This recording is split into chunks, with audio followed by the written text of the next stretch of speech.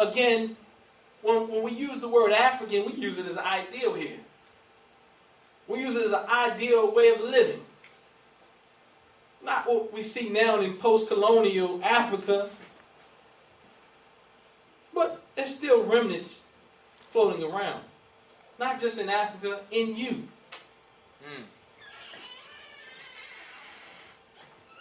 Now, I said I was going to stick to my notes, but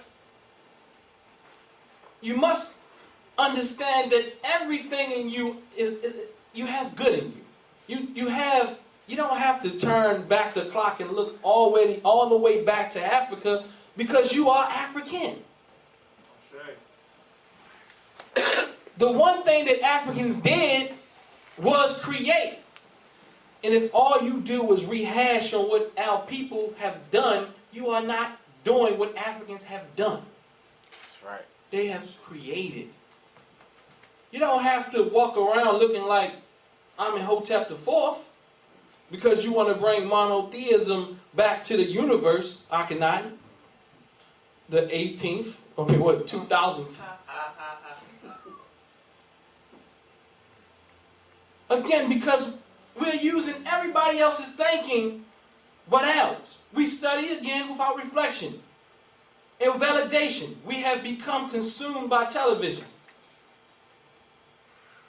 And we have become products of our current state and condition. So, as my brother's precise science says, are you thinking your thoughts, or are your thoughts thinking you? See, if your thoughts are thinking you, that means that which what was put in you is controlling you. Your thoughts are thinking you, but the white man is thinking your thoughts. A different type of thinking, with an A. Are you content with being a product of your environment? Or are you operating on a level with your environment? I'm sorry, let me back that up. Or are you operating on a level where your environment is a product of you?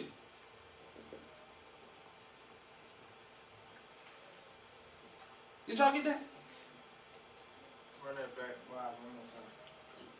Are you operating on a level where your environment is a product of you? Or are you a product of your environment? Huh? It's a good question, sir. Are you subscribing to certain status quos because you have lost all faith? Huh? Have you lost all faith? It's easier to get along. It's easier to get by. It's easier to subscribe to what the Western people have taught us. It's easier just to go home and don't have a healthy argument with your loved ones, because it's easier just to do what they do. You know fatback ain't good for you, but everybody else eating fatback, so I gotta eat fatback too. You know that cigarettes ain't good for you, but everybody else smoking, so I gotta smoke too. You know these things. You know deep inside of you, these things are killing you. You know this. So let's stop playing. Stop playing with ourselves. You know. Bible said one time, he said, if you cringe before you do something, you need to put it down. So let's take that as a lesson. If you cringe before, look, you know, that sugar, put the sugar down. You know. Put the cupcake down.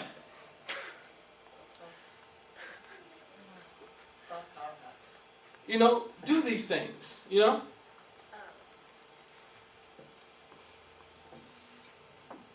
Are you merely worried about your success and failure? Are you merely worried about your success and failure? Is that what preoccupies you? There's a verse in Hosea that says, those who worry all day will have no happy moment. But those who pursue pleasure all day will not be able to sustain themselves. Y'all catch that?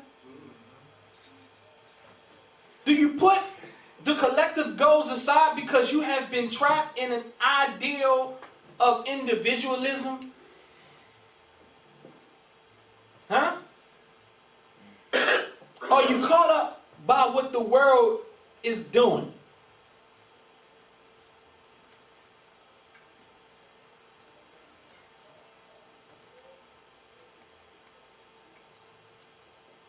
Do you think that we are in a race that cannot win?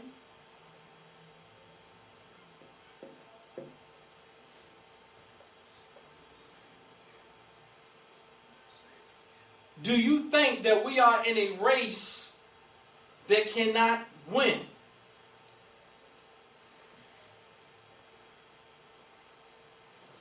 Again, this is chaos that we are dealing with. How do you escape chaos? We may consult with our ancestors on this. In a great ontological story, it is said the creative power Ra created the universe and all life forms out of chaos by standing on a foundation. Now, what was this foundation, y'all? What was this foundation, y'all? Mayat. I think I only hear 3 people. 4. What was this foundation that Ra stood on?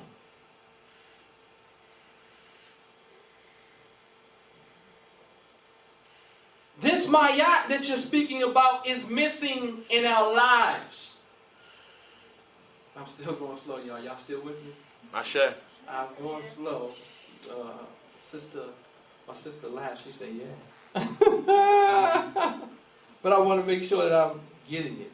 I'm projecting what I want to give to you. I want you to think.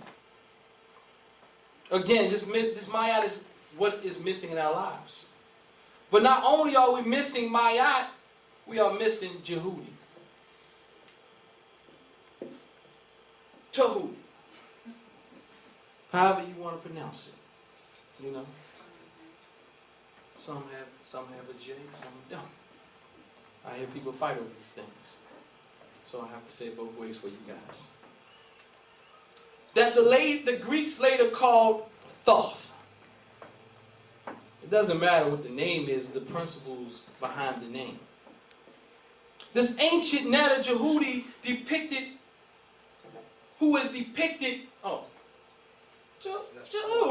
I just pointed. Oh, Ashe. Everybody give Brother Sankofa a round of applause for being an excellent, what do you call him, media man or something? We in Y'all tune. We're in tune. We're in tune? Ashe. This ancient Netta Jehudi who is depicted anthropomorphically as an ibis bird-headed man, who is a scribe, as you can see, he's writing on a tablet. And zoomorphically, he is depicted as a baboon, always writing, which represents the masculine energy of intellect and wisdom. He's the consort of Maya. In the Purim Rule, page 92, it says, Jehudi is a symbol of right reason. The link to the higher self. Jehudi also being depicted by a baboon. I can definitely tell you why he was depicted as a baboon, because a baboon was seen as a very acquisitive animal. A baboon was seen as an animal that could mock things. As you look, you can see Jehudi writes things. But not only does Jehudi write things, Jehudi writes things, and these things that he writes is the same thing as the tongue. If you speak it, it shall come. When the determination, let me back it up real quick.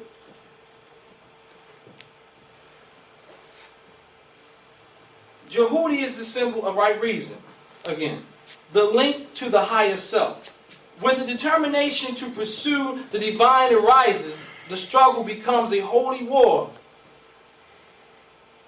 against ignorance and illusion with one's consciousness.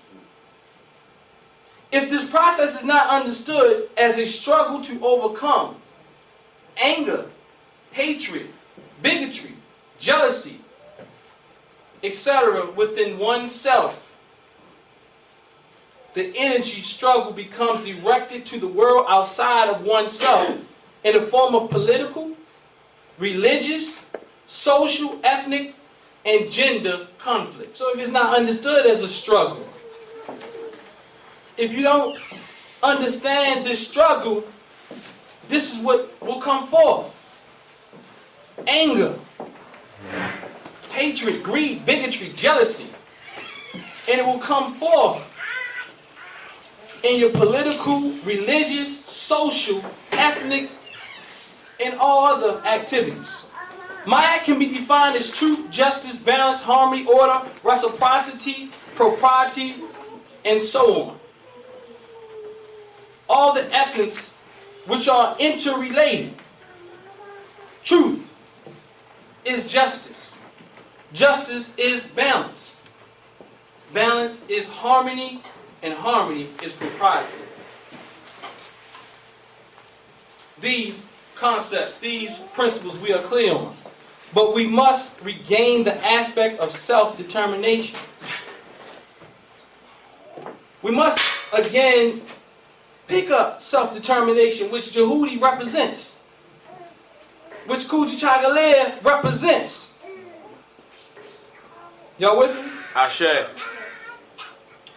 The attribute of defining for ourselves, creating for ourselves, thought is an attribute of creation, or the marionetta. We must pay or internalize thought and realize that we are a condition of our thought. We must realize that we are a condition of our thought. Understand that we are the founders of civilization. So there's a difference in we were the founders of civilization, and when you say we are the founders of civilization, this is directly implying that you are one of the founders of civilization, one of the oldest people, that you are in the lineage of the greatest people who have ever lived. And not only who have ever lived, when you say that you are who you are. The greatest people who have ever lived.